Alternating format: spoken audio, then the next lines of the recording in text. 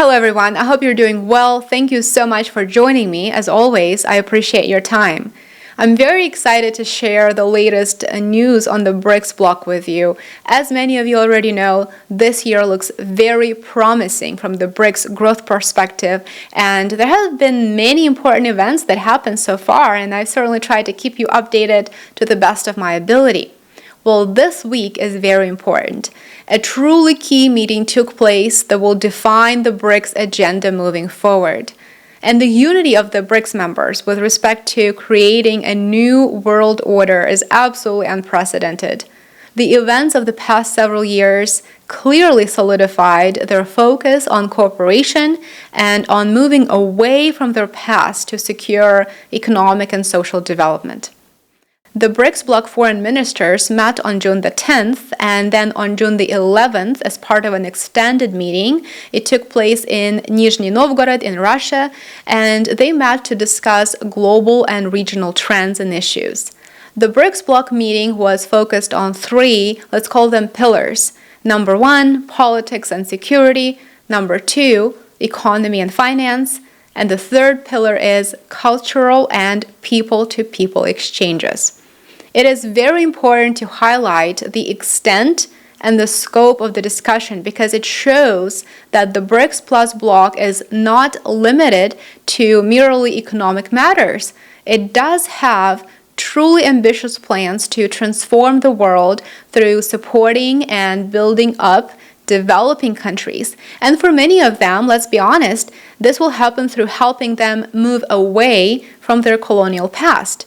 And I do think that they know very well how to execute these ambitious, in a good sense of the word, plans, judging by the fact that, and you will be surprised to hear this, judging by the fact that $78 billion in bilateral deals were actually signed on the sidelines of this meeting alone. To me, that speaks volumes. Let me know what you think in the comments below.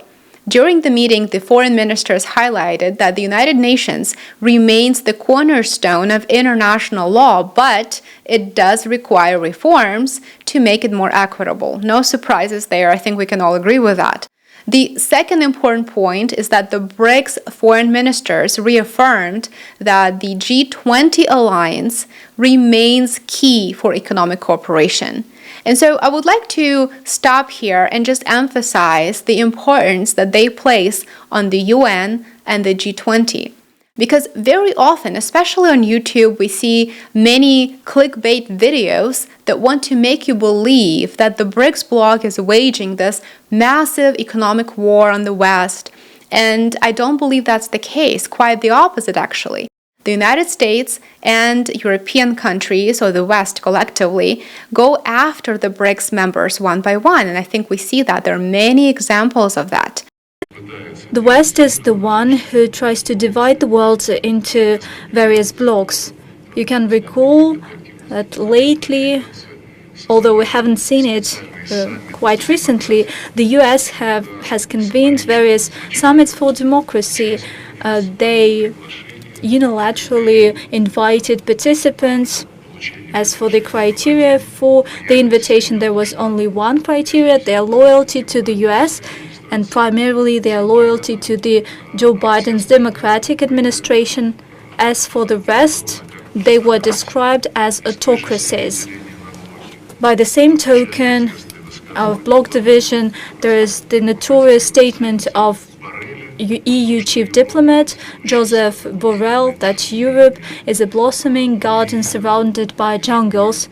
Let us not forget about the statement of US State Secretary Blinken. He stated that those who do not wish to be at the negotiating table, democratic table, does not opt for democratic values, risks ending up in the menu that will be presented at this democratic table. I haven't heard more racist and neo-colonial statements. It's hard for me to imagine something of this sort. That is why it's not Brics who is isolating itself from the rest of the world. On the contrary, Brics is a group of countries who are interested in the justice in the international arena. Brics does not claim to be a pole. There would be many poles in the multiple world order. Today we were talking about various processes unfolding in Eurasia as the fastest growing continent, namely the Shanghai Cooperation Organization, the Eurasian Economic Union, ASEAN, the Gulf Cooperation Council, and naturally the Commonwealth of Independent States, as well as a host of other integration groups that establish relations between each other. They start to harmonize their actions on the similar agenda. So the BRICS consists of developing countries. It is important to remember that. And because it consists of developing countries, they want to grow. They want to develop and they want to cooperate, including partnering with the West. They want to have that option. But they want to do this on equal terms. That is the biggest difference. By definition, equal terms mean that there cannot be a hegemon who sanctions and forces them to act against their national interests. That, to me, is a very important point to understand. Peace, security, mutual respect, and collaboration on equal terms is what the BRICS bloc focuses on. The key point of discussion by the BRICS foreign ministers were summarized in the official joint statement. It is a very interesting read. It consists of 54 key points that will continue to be prioritized by the bloc moving forward. In this video, I will discuss the main points, and to keep this video short, I will create subsequent content to focus on other aspects in more details. So if you would like to stay updated, you know what to do. You're welcome to join my channels on YouTube or Rumble. The BRICS Plus is focused on key initiatives that will make the most lasting impact on building multipolarity. This means cutting ties with the United States dollar and switching to local currencies for all cross-border transactions. This will help them strengthen their economies, and they will be the main focal point of their trade policies moving forward. Foreign ministers underscored that this will become an absolute priority, and soon they will have the infrastructure, the payment infrastructure in place to make that happen. Including within BRICS, we're working on shaping an independent payment system free from political pressure, abuse, and external sanctional interference.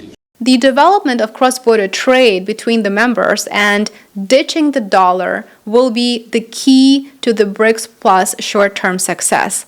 And this is why, during the meeting, foreign ministers underscored the focus on trade logistics and on sea routes as the basis for their cooperation, which will, without a doubt, attract new members because developing nations want to trade. That's how they grow their economies.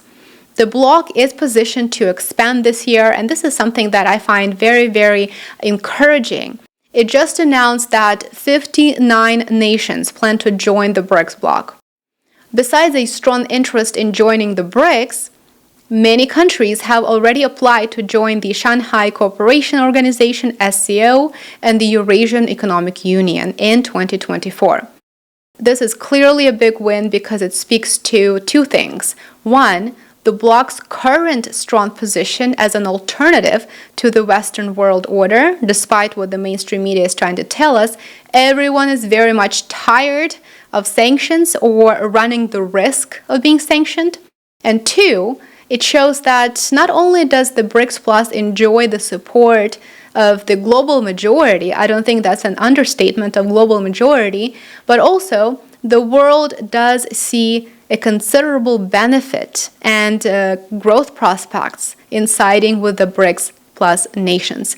The world wants multipolarity, and in no shape or form is it going to settle for one country running the show and calling the shots anymore. Now let's talk about the new global financial architecture. The BRICS payment infrastructure will be designed to, quote, enhance the voice of the developing countries as well as their representation in the international financial institutions. The development of the new payment system is actively pursued through the New Development Bank, which will take on a more important role as it becomes a go-to lender for the developing nations. Additionally, the BRICS is calling for the reform of the International Monetary Fund, the IMF governance. Again, this is to promote fairness and equality. I think that is a good call as well. So as you can see, this speaks to the BRICS building on the idea of partnership, of cooperation, just on different terms, the terms that are acceptable to them, that benefit them. The third point to highlight is energy cooperation among the BRICS countries. This is extremely important. Affordable and reliable energy will help them create energy security, their national energy security, which is absolutely essential for national and social security as well as economic development. The foreign ministers stressed the importance of modern energy resources, and this is where the economy of China, or rather its manufacturing capacity, will be very, very important, and clearly it will benefit from the demand as well. The fourth key point is the BRICS support for Africa. Foreign ministers reiterated the principle of African solutions for African problems. And in addition to that, foreign ministers also voiced their support for a full membership for Palestine in the United Nations. They support two-state solution and returning to 1967 borders.